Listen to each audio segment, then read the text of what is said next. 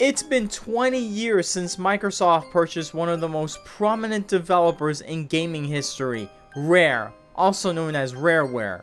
These were the folks who, under their Nintendo partnership, made many of the greatest games of all time, such as Donkey Kong Country, Killer Instinct, Banjo-Kazooie, Conker's Bad Fur Day, GoldenEye 007, and Perfect Dark.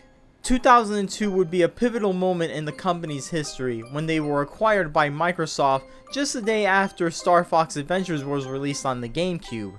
Rare would then become a top developer for the Xbox brand alongside 343 Studios and many more. However, many fans who grew up during the Super Nintendo and N64 days believe that this was the beginning of Rare's downfall, as their games afterwards did not reach anywhere near the quality their Nintendo era titles were. That said, there were some games in development in between the early days of the GameCube and Microsoft's acquisition of the company. One of them being a game called Grabbed By The Ghoulies, an Xbox exclusive that was originally in development for the GameCube. At the time, Grabbed By The Ghoulies was met with mostly favorable reviews. The game was met with some criticism. So for this year's Halloween special, I'll be taking a look at Rare's very first post-Nintendo / Microsoft era game, Grabbed By The Ghoulies for the original Xbox. Does it hold up? Is it better than people remember, or worse than people remember? Well, let's find out.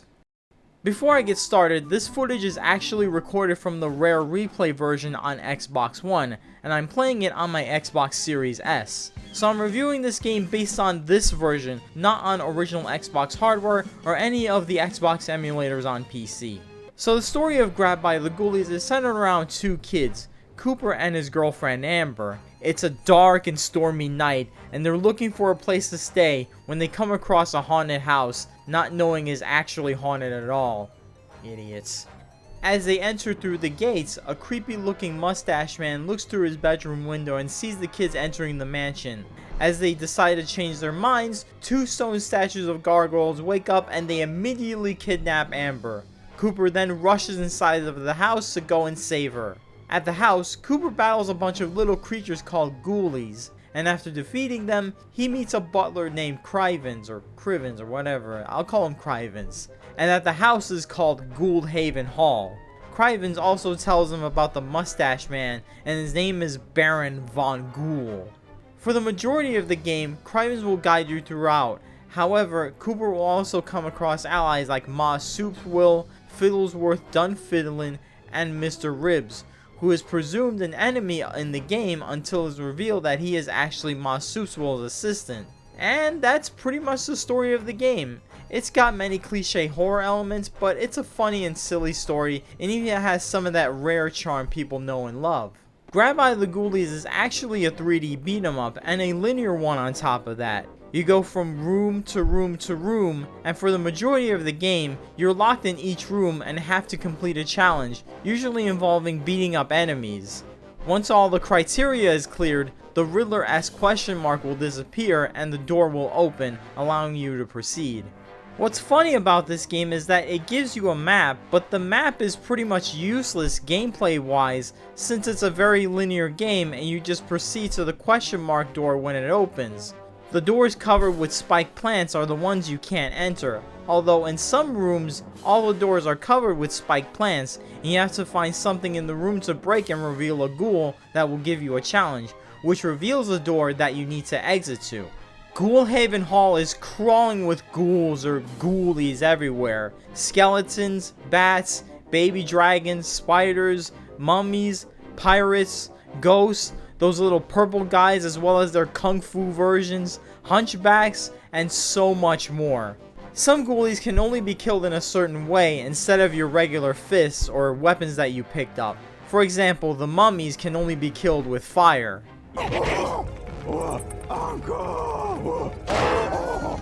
You can also break objects like bookshelves and drawers to reveal hidden items like weapons and super soups. Super Soups can give you enhancements like recover some health, speed up with Turbo Cooper, have temporary invincibility or invulnerability, and even give Cooper a mini-me to back him up when there's too many ghouls attacking him. However, be sure to avoid Super Soups that have a ghost symbol above them, as they can slow you down and reverse controls or even take away your health. Every time you enter a new room, Baron Von Ghoul will mess with your health, so collecting Super Soups that restore your health is crucial in this game. Now you're probably thinking that this sounds like a fun game, right? Well, it does, but I haven't mentioned the game's first big problem: the controls. The controls aren't bad, but they are very flawed and can feel extremely awkward, especially if you're used to other beat-em-ups of the 6th gen. See, to do your punches and kicks, you don't do them by pressing any of the A, B, X, Y buttons. Instead, you have to use the right thumbstick or right analog stick to perform attacks. Yeah, you heard me right. The right thumbstick to do punches and kicks. Flicking the stick up will allow you to punch kick forward. Flicking the stick down will punch kick behind. Left will do left punches and kicks, and right will do right punches and kicks. And of course, diagonal direction will do diagonal attacks. I guess this control scheme sorta makes sense in a 3D environment, as you have ghouls coming at you from all directions. But honestly, I feel that it would be easier to just use the left stick and press one of the A, B, X, Y buttons to attack in the direction I want. You know, just like in every other game. Also, Cooper's attacks feel random. Sometimes he can do a soft puncher kick, other times he does a hard puncher kick, or even a swift drop kick, which is very useful for breaking shelves and other objects to reveal items. These random attacks can be really frustrating in the later stages, especially in the boss battles. More on that later. When you meet allies throughout the game, they will sometimes give you a weapon, which can be very useful and make some challenges easier. For example, Barbara Buffbrass will give you a shotgun. Unfortunately, you only use these weapons to borrow them for a bit, then they'll take it away from you. Then for some reason, they'll give it back to you again later, and then they'll take it away yet again. Jesus, like everyone in this mansion is a bunch of Indian givers, like come on. Now when it comes to the weapons themselves, they are very effective and useful for the most part. However, for some weapons like the gun or the water gun, Cooper will either randomly shoot or swing. Either that, or I'm just not sure what direction on the stick I need to do to shoot or swing. I flick up on the stick and I shoot, but when I do the same, I swing my weapon. Sometimes when a bunch of zombies or other enemies are cornering me, and when I want to shoot, he will swing the gun even though I want him to shoot. You know, when I was recording this footage, I was like, shoot! Don't swing over and over again. It got really frustrating at times. The camera is also annoying, which isn't good at all for a game of this era. This is a 6th gen game from 2003, and I get bad camera angles that are worse than Sonic Adventure on the Dreamcast. There are areas in the game where stuff is just blocking the way, and I cannot for the life of me see what the hell is going on. The bad camera angle in this game definitely caused me to die many times. Oh, and if you want to know how to control the camera, since the right analog stick is reserved for attacks, you use the left and right triggers to turn the camera, just like in Sonic Adventure. Yeah, too bad this doesn't fix the camera issue. Another problem I have with this game is that when I'm trying to run away from enemies, Cooper stays focused at the ghoul that's chasing him. As a result, he runs even slower than he normally does. This problem is especially annoying with the next part I'm about to talk about. At the early stages of the game, challenges are pretty straightforward. However, as soon as you progress throughout the game, you have to beat certain challenges by meeting a certain criteria. For example, a stage might give you a challenge where you can only attack with weapons. Then there are challenges where you can only attack with your punches and kicks. Then there are challenges where you cannot get hit once, even if your health is full.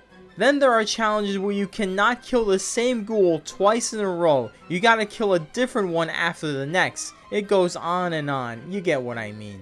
But what happens when you fail to meet any of these criteria, like accidentally attacking with a weapon when you're not supposed to? Do you die instantly and start the stage over? Nope.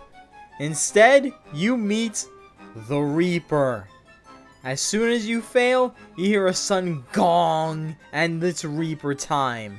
You can complete a challenge by failing and surviving the Reaper, but it's a lot harder for the most part if you try to avoid getting killed by the Reaper and his finger poke of doom. And remember when I mentioned that Cooper stays focused on the enemy chasing him while running? Same thing happens here with the Reaper. I mean, I get that he's scared, but come on, you have to survive. You gotta look away and run.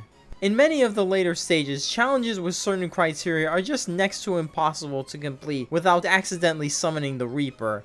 At the very least, you can use whatever ghoul is left as a shield, then run away as the Reaper does this rock and roll pose every time he kills you or kills a ghoul. Weirdly enough, there are some stages where you need the Reaper to progress, most notably in Crackbot's lab, where you have to kill the Coffin Mama, but the only way to do that is with the Reaper since she rarely opens her casket, and even if she does open her casket, your normal attacks have no effect against her, even with weapons. This combined with the awkward and unconventional controls, you're gonna have a pretty tough time with this game.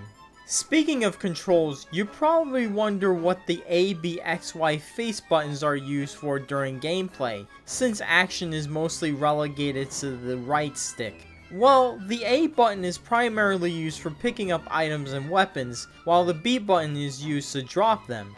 And that's pretty much it as far as I know. But you want to know what they're also used for? QuickTime events! That's right, those dreaded QTEs. And they're even more annoying in this game than any other game I've played that has QTEs. Now, to be fair, many games do QTEs quite well. For example, the God of War games and the Tomb Raider LAU trilogy. And at least they won't make you press too many buttons while you have to think fast. Unlike this game, QTEs work like this. Cooper sometimes gets scared of things that cause jump scares, like a ghost or a monster out of nowhere. He stays frightened for a bit, then the game will prompt you to press a bunch of buttons. Doing them correctly at the right time will end the scare, but if you're too slow or too late, then you will lose a significant portion of your health. QTE moments in the beginning of the game aren't too bad, when you get to the later ones, they make you press this long ass combination that can be really hard to keep up, and you'll likely get them wrong, because you have to press so many buttons so damn fast. Every time Cooper gets into a jump scare, I'm like, oh no, not again. And I just get so pissed off when I do it wrong. I felt like throwing my controller against the wall. Thankfully, despite its many frustrating moments, Grabbed by the Ghoulies is a relatively short game, and can be completed in 4 hours, if you're really good at it, that is. I completed it in about 10 hours or so. The game is divided into 5 chapters. Chapter 1 is the rescue, where you have to save your kidnapped girlfriend Amber. Chapter 2, the restoration, focuses on Amber mutating into a monster, and you have to collect 3 ingredients to create an antidote. In Chapter 3, the riddle, Krivens tells you to collect 3 pieces of a riddle to open Baron von Ghoul's door. And after you complete Chapter 3, Krivens is revealed to be Baron von Ghoul in disguise. So the butler was the villain the whole time. So the guy who was helping you this whole time was actually baiting you. And that brings us to Chapter 4, The Reckoning, the final boss battle against Baron von Ghoul.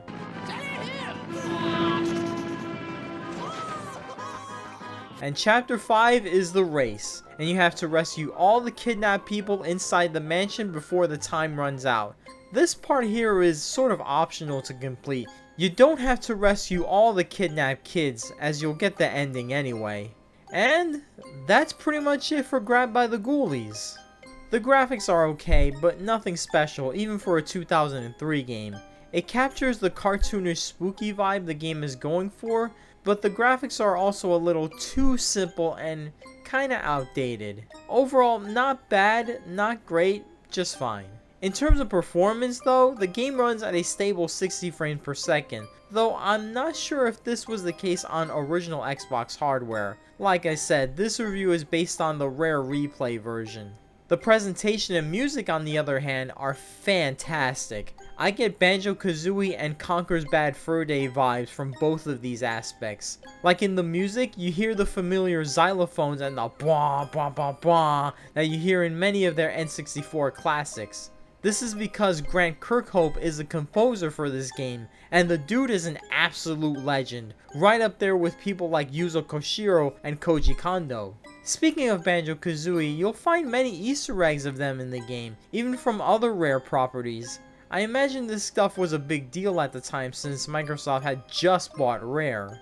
Grabbed by the Ghoulies is an extremely frustrating game for both the wrong reasons and the right reasons. That said, despite its flaws, I somewhat enjoyed it. I enjoyed many of the challenges in the game despite the flawed controls, although they're mostly from the beginning of the game. And honestly, I've played far worse games with far more broken controls. Because of this, I can't really consider it an awful game. Honestly, I think the game is passable. It's not great, but not terrible either. If I was using my old rating system, I'd give it a bronze rating. So if you're gonna play this game, I only recommend it if you already have Rare Replay, because at the very least, you're gonna get a collection of many amazing games like Battletoads, Killer Instinct, Banjo-Kazooie, and Perfect Dark. Rare Replay is definitely worth picking up. It's really cheap, and if you have a subscription to Game Pass, it's free. But if you have an original Xbox or Xbox 360 and you're thinking about getting a physical copy of this game, don't get it unless you're a collector. So if you have Rare Replay, go check this game out if you're curious enough to play it. I'm Allie-RX, and this has been my Halloween special for this year. Hope you all have a fun and safe trick-or-treating this year, and I will see you on the other side. Now to upload this before Mariah Carey is no longer frozen, as the holiday season is coming up.